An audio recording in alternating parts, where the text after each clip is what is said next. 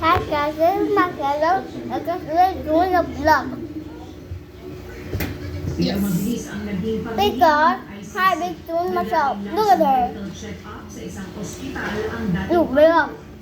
Look at it and Popeye and no. Because hi, big doing this. Look. And even everything we can eat. At humingi ng tulong para hilingin ang pagbisita ni Named Bugea at kanyang pamilya. Have you move? Sa Netherlands, Here. President Sara Just eat like this. That's why we're like that. sa ICC Look at. registry para dito. Like Sa that. rin sa telepono si dating Pangulong Duterte at Like that. Named Bugea. Hi, let's move it like this. Like that. And let's eat the ramen. Yeah. I never taste ramen in my life, so let's go eat.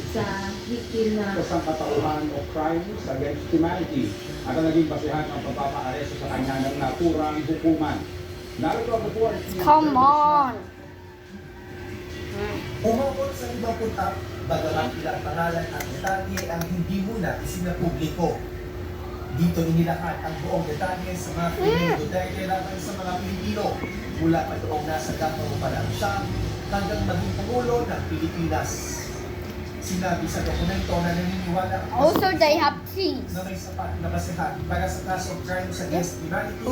Sinabi ng prosecution na kinakailangan Oh my arrestin si Duterte God. para matiyak na sisipot siya sa mga paglilitis at hindi Look at na those mahalaga stuff. ang investigasyon o ang court proceedings. Inilista sa dokumento ang mga krimen ni Duterte na nasa ilalim ng jurisdiksyon ng ICC. Kasama dito ang world value targets, mga pagpatay sa mga barangay clearance sa